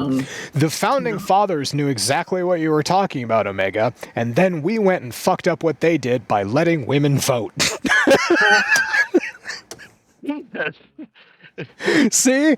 That's a joke that I'm laughing about how stupid that idea is. I'm not laughing because I don't think women should be able to vote, but I can tell the difference between the two and whatever, yeah. But see, right now there are legitimately people who think I know. women shouldn't vote. This is the whole thing. This is the whole fucking thing. Do you guys know who Sam Cedar is? Yeah. Yep. Yeah. No. So he's a left wing political commentator. Been doing it for many years. Is currently doing it on his own YouTube channel and is quite well established in the world of political commentary. He went on this channel. It was on a show called like Surrounded, where it was him surrounded by like answering questions from 15 like MAGA Trumpers, and the video was hilarious. If you want to see the depths of stupidity of the right wing, please enjoy. But there was this one person that he was debating with, and the guy was like a Christian nationalist. And after the episode on Sam's talk show, he did some very light research on this guy after the show, and like on his Facebook page, there's a picture of him at a protest rally holding a sign that says "Women shouldn't vote." Like, And unironically. he's like he's an ultra traditionalist Christian nationalist who, yes, women should, be subservient to their husbands, and yes, like legitimately believes that. So I am all too familiar with the Book of Timothy. Timmy. So that's the fucking thing too, is about. I was bringing that up because I do think it's still funny that there are intelligent people who have religion these days, especially being a fan. And this is a joke, but I know the difference. Being a fan of Warhammer 40k, I completely get why religion was abolished in that universe, and I think that was a pretty fantastic idea. But there are people who just don't understand the fucking literature that they're reading, or they haven't read all of it. There's all this cherry picking going on, being like, oh, the Bible says this and this and this and this, and that's why Christianity is the best. And anybody who's capable of critical thought can point to this and this and this in the Bible that contradict what you just said. And but it's even worse than and it's that way in every single religion, not just Christianity. But it's even worse because they don't just say, and this is why Christianity is the best. They say, and this and this and this is why you shouldn't be allowed to do those things that you want to do because our God says so, and we're going to make it the law. Yeah, that's the problem. And who the fuck are you to turn your creed into my law? Yeah. Now, there are certainly plenty of, like, legitimately, openly, and proudly theocratic countries in this world. And, pun intended, thank God America is not one of them. But I am afraid that, the flight from religion that has been happening in the Western world might not be happening fast enough. I mean, fuck, you look at the numbers, and Christianity, the percentage of the American population that is Christian has been going down year after year, and the non-religious has gone up and up. But we're somehow, despite that, we're somehow on the precipice of a fucking Christian nationalist imposed law in the country. It sounds good. It sounds good, and America plus Christianity equals my traditional values. That's just like, oh yeah, that must be what America is all about. I get what you're saying, but I also get why it's happening. It goes back to an awful lot of stupid people being stupid, an awful lot of conservative people being very stupid. And don't get me wrong, there are an awful lot of liberal people that are very stupid too, but their particular brand of stupidity does not seem to be as damaging, nearly as damaging as the other side of the aisles. It's not the stupid people that are... The stupid people are the weapon. The people who wield them is the thing. On the left, nobody's wielding the stupid people. So the stupid people are just allowed to be stupid. On the right, you have some really smart, really rich, really evil assholes who do everything they can to manipulate the stupid people on the right into acting against their own self-interests and in the interests of them and their other rich people. It's even more sinister than that, though, because while the Democrats are futzing about losing every election, being complete fucking retards in their own right because they can't agree on how to move forward and ostensibly help people and make a better society. I don't really believe that, but that's what they say. The conservatives are in complete fucking agreement with each other. They are totally cooperating with each other because they know exactly how they want to fuck everybody over. It's teamwork. Teamwork makes dream work. I mean, most of them are in it just for their own fucking self-interest. Oh, hell yeah. That's powerful motivation right there. Granted, I will say about half the Democrats are also only in it for their own self-interest. Yeah, how many houses does Bernie Sanders own? If you think there's any problem with Bernie, I think that's ridiculous. The problem is people like Christian Gillibrand and Chuck Schumer, the people who are basically lobbyists for crypto and Wall Street and insurance companies. Oh, I'm not going to put... Bernie sold a few books. I'm not going to put... That's just him making money. by selling a book versus the Look, politicians, I'm the not gonna Democrats who are actively selling out their constituents. I'm not gonna compare varying degrees of corruption across any political spectrum. I have very low opinions of all politicians, but I fully recognize that some of them are much, much greater levels of scum than others. So, yeah, no argument there.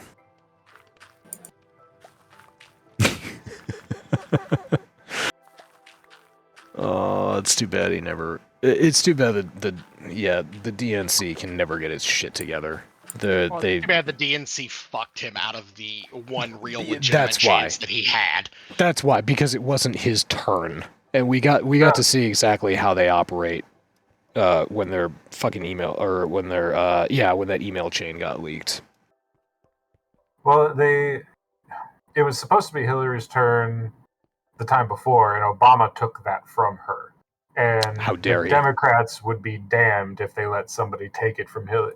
They'd be damned if somebody with better ideas and grassroots following would take it from a rank and file person who had waited their turn. That is such a fucked up system. I'm saying that system, it's our system. Our system is such a fucked up system. I mean, at least the Republicans, say what you will, at least the Republican Party was not afraid to throw away the system and try something new. Oh yeah, dog eat dog in the conservative world. The Tea Party came around and they were like, fuck it, let's try this. Fucking MAGA happened, they embraced it. Democrats are so fucking stuck in their ways. But that's fucking corporate mentality. That's where you get back into conservatives and conservatives bringing on oligarchy, is because corporate mentality is throw as much shit against the wall as you can, see what sticks. Right back to Disney. That's what Disney is doing with every single live action remake. If we make enough of these turds, eventually one of them is going to do really super well. And in the meantime, we get to lower ourselves into a different tax bracket. We're not going to have to pay as much to Uncle Sam at the end of the year. So that's good.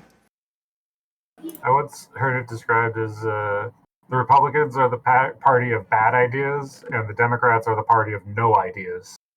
So while the Democrats sit around being unable to fucking decide what to do, the Republicans are free to rampage through government like a bull in a china shop, which actually Mythbusters proved is a bad term, because they're capable of being quite delicate around fine china. Yeah. The Democratic Party is the worst. Chuck Schumer. Dude, I wrote such a mean email to Chuck Schumer when he fucking when he caved. The GOP. Yeah, I fucking laid into him, and I know he didn't read it. Some fucking staffer read it and probably added it as a tick to the column of negative responses so that he could see it as a fucking graph. But I fucking laid into him. Did you like his excuse? That he's waiting for Trump's approval rating to go below a certain amount, because it's historically proven that when a president's rating goes below a certain value, then his party starts to be much more cooperative. And that's why he's gonna play nice with the Republicans now, because in the future, when they're more willing to play ball, they're gonna remember how nice he was, and he was considerate. Of course they will. Of course they will. No, he's been in politics for how long, and that's never been how it's worked. The and Democrats he thinks that it's gonna fucking change. Yeah, they do. Every fucking time. This is a pattern of behavior. Compromise, and then the Democrats compromise by moving closer to the Republicans, and then the Republicans call that a victory, and then the Republicans move farther to the right and make the Democrats compromise again, and then it's the same fucking thing. And every time, fucking these old guard Democrats, Chuck Schumer and fucking Nancy Pelosi, and they trot out and call it a victory. And it's just the same fucking bullshit. Every time I see Schumer trots out, Nancy Pelosi limps out, but whenever I see that's a completely different discussion. Nancy Sorry, Chuck, I Pelosi, couldn't hear you through the sound of you pushing your glasses up your nose again. and then you pan over to Nancy Pelosi sitting there, and all she says is, "I used to be a flapper in the 20s." Through her 18th glass of wine. Oh, We my gotta God. end this gerontocracy. Trump was the oldest president ever. Biden broke that record. Trump broke that record again. What the fuck? Who's Gerontocracy bullshit needs to end. that senator from Kentucky who was extremely fucking racist, and he was in a wheelchair, and he was like 97 years old in the Senate? Strom Thurmond. Strom Thurmond. Yes. Fucking Dig fucking him guy up. was so old. Dig him up and He, put like, him marched- on the presidential ballot. Dude was so old that he marched against the Civil Rights Amendment. So He met Martin Luther King and slapped him. He was so old, he was in the textbooks on the he's in black and white photos and textbooks spitting on black kids and shit. And I think this is, and my dad actually brought this up, which was hilarious. He said the reason why you will never see a young president is because people look at that position and go, somebody who is young cannot get in that position because youth equals stupidity or youth equals inexperience. Or youth Somebody gets young- you shot in Texas. Well, true. But walking gets you shot in Texas. No, that was a JFK reference with the. Oh, okay. Yeah. Well. Yeah. No, he was in his 40s. But no, I mean it is widely known that most people look at young people and think they're not experienced enough to know dick.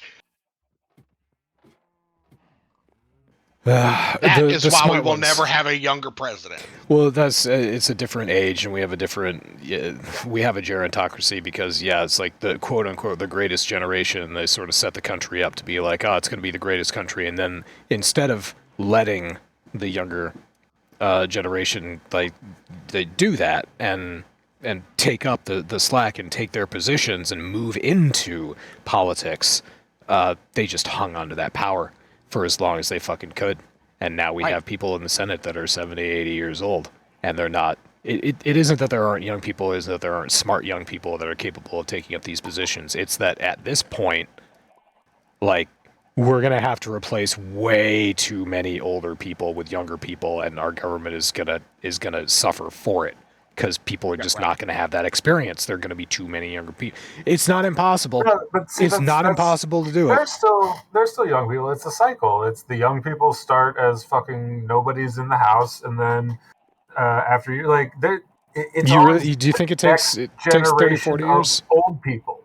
Like, Biden was a career politician. Like, yeah, these people are politicians for life. Like, it becomes a career, which is part of the problem, and they are pretty much only interested in keeping that position by whatever means it necessary. And these old people are going to fucking die, and they're going to be replaced by people fucking 10 years younger than them. We're going to go from 80-year-olds to 65-year-olds, and then in another 15 years when they leave, it's going to be another batch of fucking retirees. This is why I'm a huge proponent of term limits.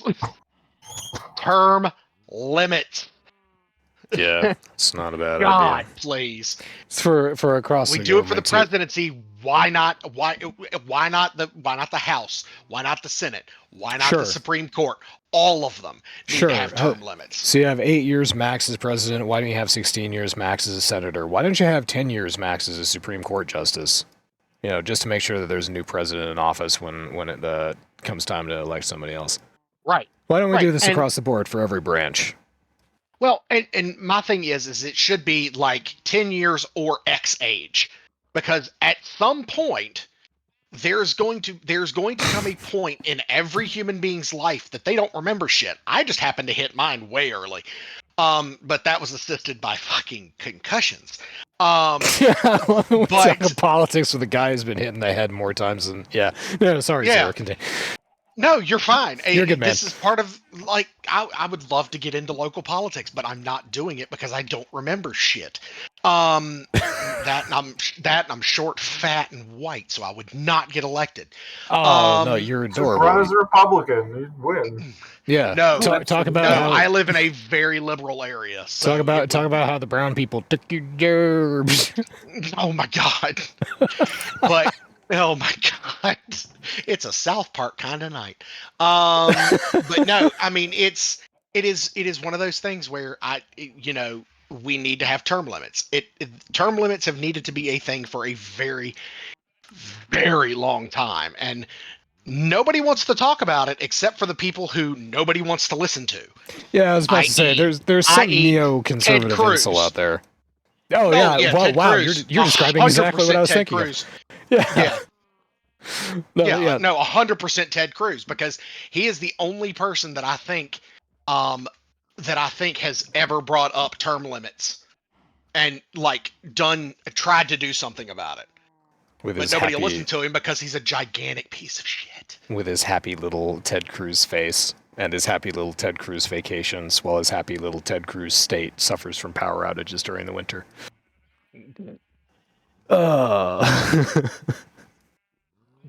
Giant fucking turd. Yeah, no, there's some neoconservative incel out there who has answers to all this and can explain in great detail why we're all fucking retarded, and I don't care. Because the long and the short of it is we really we don't have power or authority over anything here. Nope. We're just we're gamers. You think your vote matters? It does not. It really doesn't. I live in Massachusetts. Federally, we always go blue. Locally, there's a mix of blue and red here, but our Republicans are not like the Republicans you see on TV. One or two of them are. Yeah, but I mean that's like Virginia. Virginia is mostly red, except for the area up near DC. Yeah. I mean that's the entire country. It's mostly high red, population rural, density. It's mostly red rural and purple suburbs and high density blue. Imagine that. When large groups of people are forced to live together and work together, they somehow get along. And they're not afraid of diversity. I used the D word. I shouldn't have done that. Yeah, you shouldn't have done that. You're going to get this whole podcast taken down. Nah, it's not diversity. Get any federal grants anymore. Yeah, now I sound like a shill for the liberal media. What's liberal media nowadays? I haven't watched TV in a really fucking long time. Yes. I'm told that CNN is still a thing. Shit. So I think our country's in a great spot. now that we've conquered the Gulf of Mexico and turned it into the Gulf of America, we have officially declared that our national language is English, and we will soon declare our national religion is Christianity, and abortion will be illegal for all. Wow, that sounds like the setup to Ghost in the Shell with the Imperial States of America. I wonder if we'd be able to flee to another country and claim asylum. Not to Canada. Those fuckers don't want us at all. And Mexico would evict us just for fun. Steph and I are talking about where we want to honeymoon, and we're considering Canada as a personal statement of where we would rather spend our vacation dollars. No, it's a fantastic... Have you ever been to... You've never been outside the United States, have you? I've been to the Bahamas. You've been to the Bahamas. Okay. If you want to go to Canada, Nova Scotia is great, but like Vancouver is fucking beautiful. Yeah, we're not going far Canada. We're going like across the border. You want to go like Niagara Falls? Yeah, basically right across there. Yeah, Canada is a lovely country. I've been there many times. Because Pretty nice people. Steph has been to Toronto. We were talking about going to Montreal, but the only thing worse than a Canadian, the only Is a thing worse French. than a French is a French French-Canadian. Canadian. There's no Canada like French Canada. It's the greatest Canada in all the land. It's like the French went to Canada and somehow became more pretentious about their Frenchness. Yep. And they still It's like the Irish in England. New York. The Irish in New York are like Ireland. Irish people look at Irish in America, the Irish in New York, as like caricatures. Yeah. Like St. Patrick's Day is not remotely what it is in America over there in Ireland. I'm from Boston. You don't have to tell me. Damn Irish are fucking everywhere in Southie. That's what they do. They breed like rabbits. It's those damn Catholics. French Canadians are wildly racist, though. All Canadians are wildly racist. I mean, yeah, that's true. There's a fucking Just great... go up there and ask a Haitian. Good God. Those poor people. Everybody should watch Monty Python's The Meaning of Life, and the first 10 minutes of that is the Every Sperm is Sacred song that the Catholics are singing, and then they zoom out to Graham Chapman and Eric Idle playing a Protestant couple. And Eric Idle's just like, but why do they have so many babies? Graham's like, because every time they have sex, they have to have a baby. Well, it's the same with us, dear, isn't it? No, it isn't. We're Protestant. And proud of it. Just explaining that whole fucking situation where it's like, yeah, Catholics can't wear condoms. And it is done in a brilliant, an absolutely brilliant way. Monty Python, another treasure. Monty Python, pissing people off decades before South Park existed.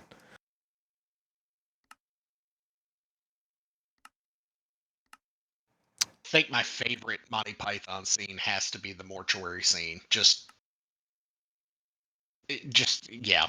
going over that whole thing, and they pissed off the crowd so bad they got run out of the theater. Yeah. We can burn her, bury her, or dump her. Dump her? Dump her in the Thames. Oh, did you like her? Yes. Oh, well, we won't dump her then. Yeah. Yeah, at the end of what pissed him off so much was at the end. That was scripted, by the way, just, spoilers. Yeah. But, where is she? Yeah, she's in this sack. Oh, she looks quite young. Yes, she was. I think we've got an eater. Oh, yeah, that was great. How about this? We go ahead, we cook her up. We eat her. If you feel bad after, we eat her, and then if you feel bad afterwards, we'll let you puke her up into the grave. Yeah, we can dig a grave, and you can throw up in it.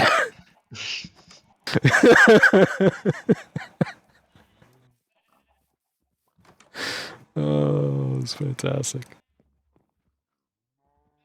Yeah, one more thing, just because I think this is fantastic, and we started. It's now been an hour and 40 minutes, and we're going to talk about Warframe again. So there is a game developer, and his name is Liang Soulframe, and he is the game director for what studio is it? I think it was S-Class. What's his fucking company name? It doesn't matter. So his studio, the studio that he founded, made a game a while ago called Phantom Blade Zero. And it's a popular game. And, his studio is called S-Game. So S-Game Studios.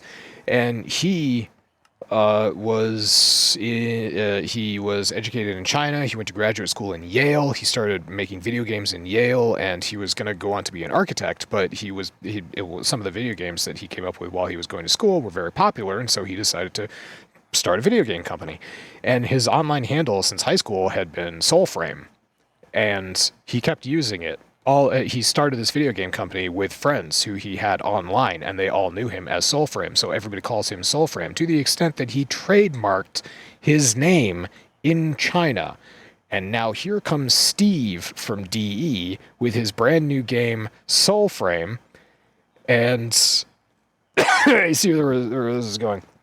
Liang has been getting contacted by Tencent and Digital Extremes through their lawyers because they want to buy the rights to his name in China. And he says no. He's not willing to sell his name. So Warframe's sequel, Soulframe, is going to have to be called something different in China. Because this gentleman, who came up with this name originally of his own accord in high school, wishes to continue using his name because he is identified by it, even though it's a nickname. He has trademarked it. He's gone through all the right steps to say that this is me, this is my name, this is who I am, and no, you can't buy the rights to it. So, fuck you, Steve. You said does he live in China? He is currently living in China, and yeah, the trademark is only effective in China. So on this continent, Steve can still call it Soulframe.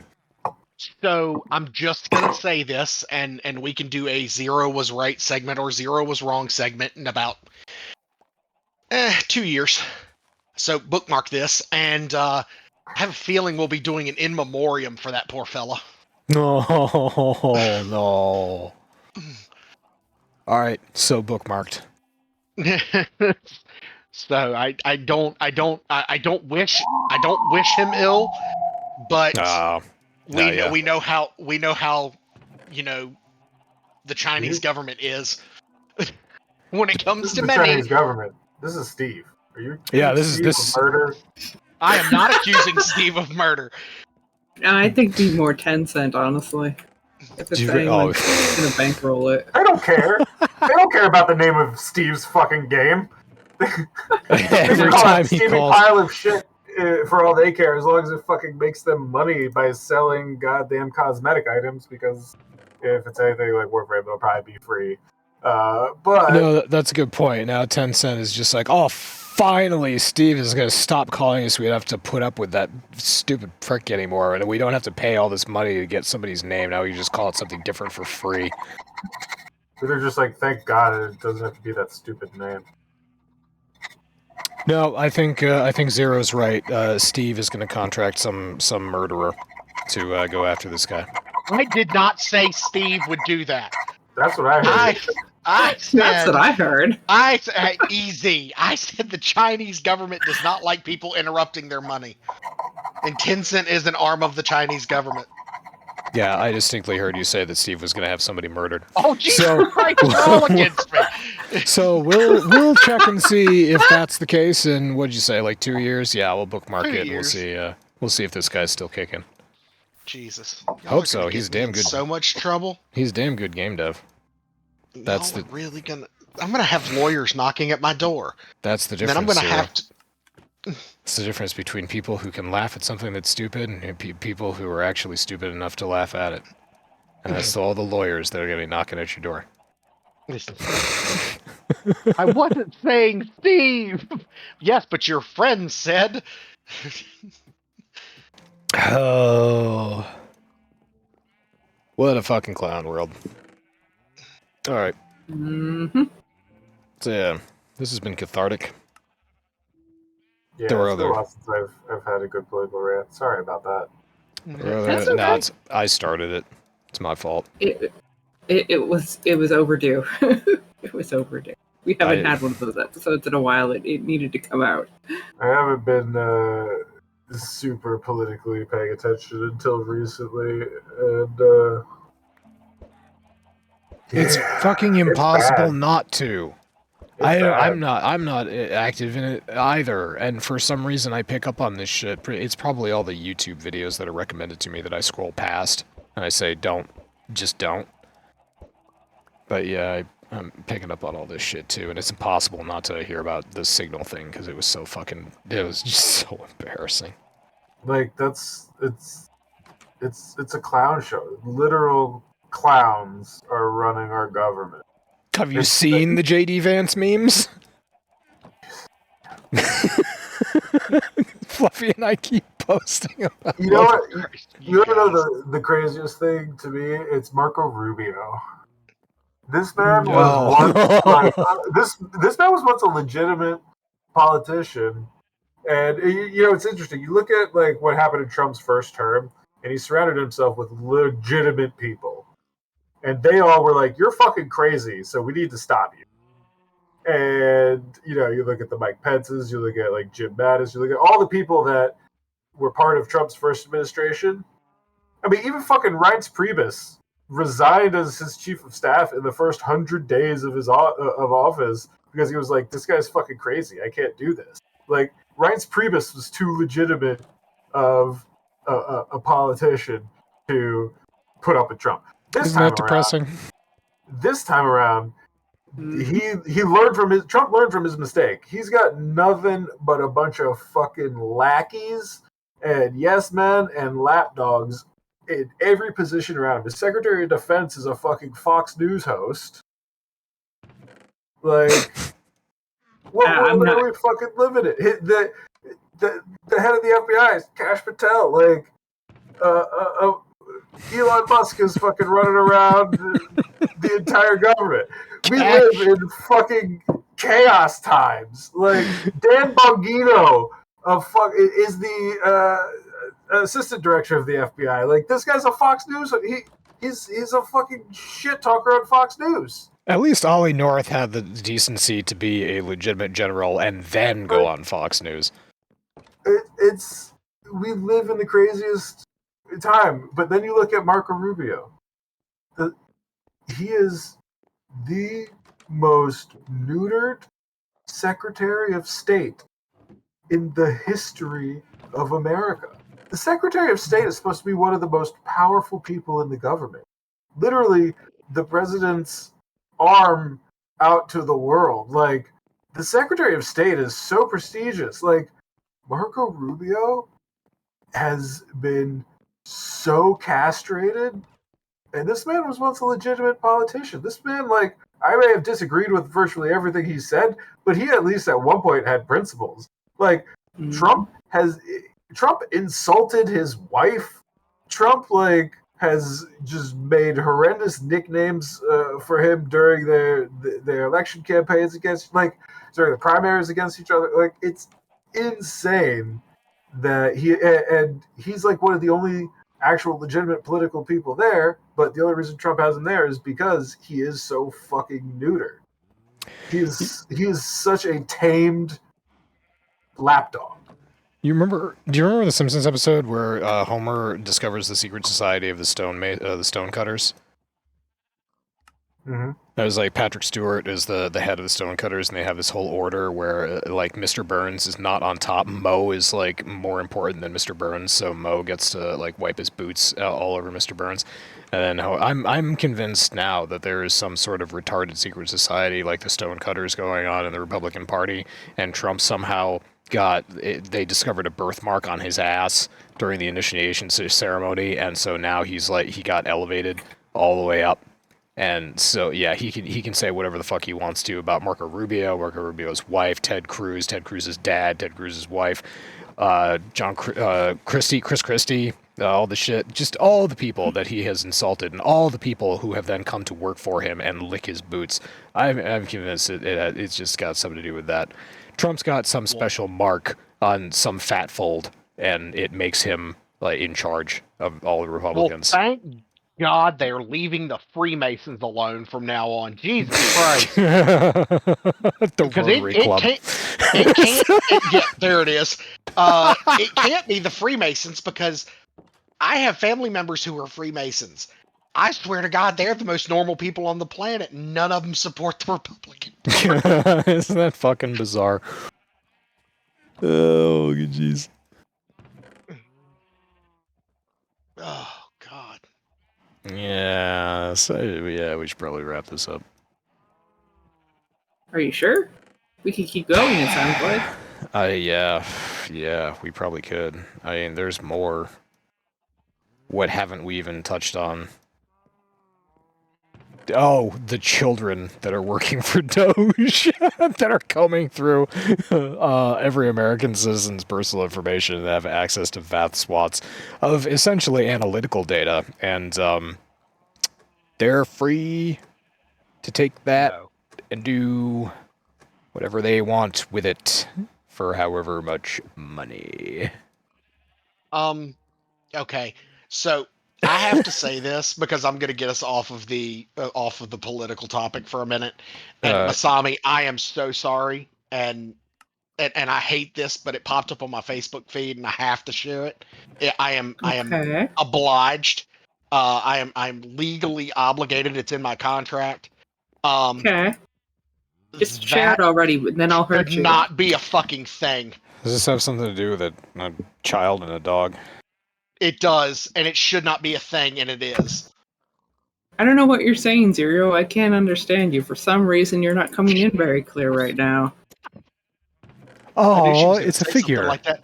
Yes, they are making a Shao Tucker and Nina Chimera figure, and you know what? I make the jokes, but that should not be a thing. You can own a vivid reminder of one of anime's most shocking moments. Wow, you've never seen Berserk. Oh, that's great. The thing is, it's not. It's spoilers. It is not. Well, no. Yeah, no spoilers. It's not the fact that he created. Did it? Yeah. It's not the fact that he did it. It's what happened after the fact when Scar showed up and proceeded to kill them both and leave them in a bloody pile on the floor. Okay. That's the disturbing part. I can, from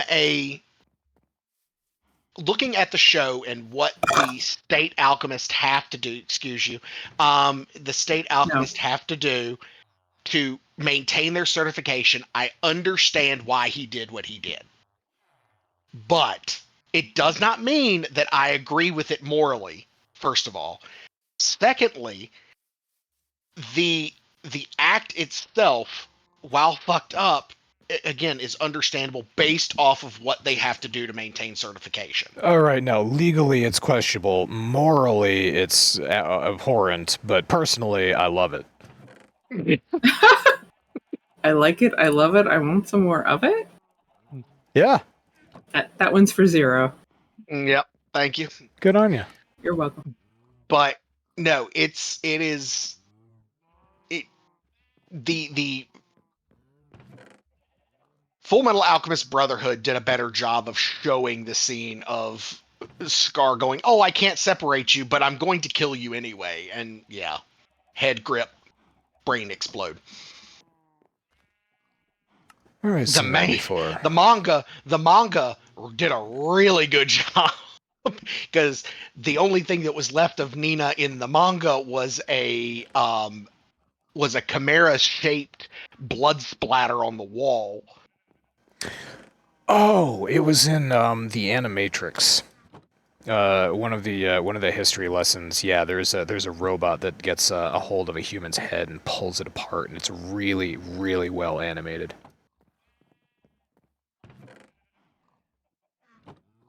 That's how you kill a podcast. Yeah. What's the most fucked up anime I've ever seen? I mean, there's that. Yeah, there's Abyss. There's Berserk. There's. Well, it's just in terms of fucked up anime that I've watched. I mean, that's it. Serial Experiments Lane wasn't really like gross. It wasn't gory or anything like that. It was sort of like mind fuck at certain points, which is nice. Thank you again, Masami. That was a good speedrun. Honestly, the first few episodes are like the bloodiest, and once you get past that, it's just kind of a cute anime, honestly. I actually started seeing some memes of it I don't know if it was just they stuck out at me now that I've seen it, but there was one meme that was really good. It was the scene where Lane was in her bedroom, and in the show, like she's hunched over her computers and she's got like all the screens going, and it's night, and the door just slowly opens up, and you know she's supposed to look at it, and it's supposed to be this whole thing in the scene, but the meme, the door slowly opens up, and there's a cartoon character there. The cartoon it just goes back to her, goes back to the cartoon character, goes back to her, goes back to the cartoon character. The cartoon is sort of like, go to fucking bed. It's like, yeah. That's realistically what happens when you're like in high school and you're geeking around on your computer past your bedtime and somebody catches you. I've been there. Thank God I wasn't masturbating. Yes. At least there was seriously. that. I did. I stayed up like late a lot watching anime, mostly Naruto, but also Ghost of the Shell. But yeah, when I was young. I was young. But yeah, I was just very intently watching a battle that took place over the course of like 6 episodes because everybody has to stop and have commentary in the middle of a punch. That's Naruto for you. Correct. What were we talking about again? Cheese? Mm-hmm. Havarti. Because it ain't a party without the Havarti. Oh, yeah, I like that. Yeah. That's a Guy Fieri thing. Masami, I think you've only made 2 puns this entire episode. Are you saying I haven't met my pun quota? Do I have a pun quota now? I'm not sure. I wouldn't spring something like that on you immediately. I think I'm trying to say that your Minecraft is tearing us apart. Oh, you're saying that I'm concentrating so hard I'm not focused on the puns. I thought Omega would actually enjoy the fact that I'm not making all the puns. This show isn't about making Omega happy. Sorry. Jesus, man. It's a little too much. No, you're very good at Minecraft. As evidenced by basically this entire fucking stream was nonstop Minecraft. Are we a Minecraft stream now? Should we turn our Discord server into a Minecraft, Christian Minecraft server? Oh, fuck yeah, we are. I almost played Dinosaurs Go Home tonight because I'm trying to get 10,000 dinos in that for the last achievement. It was a fun tower defense game that I got for free no, I didn't get it for free. I got it as part of a Humble Bundle for like $5. Fun tower defense game. Fun party game. Not too difficult, not too easy. Anyway, we should go to bed. I should go to bed. Yep. I gotta get up early. So, thank you everybody for coming along. Thank you everybody. I sincerely apologize to everybody in Twitch chat for being alive. Fuck Elon, fuck Putin, fuck Winnie the Pooh, fuck Vince, fuck Linus Tech Tips, fuck NZXT, fuck Hershey, fuck Hershey, fuck Nestle, fuck the Hershleys. No. I don't even know who they are, but fuck them. Alright, that's the end of the show. Yeah. Good night.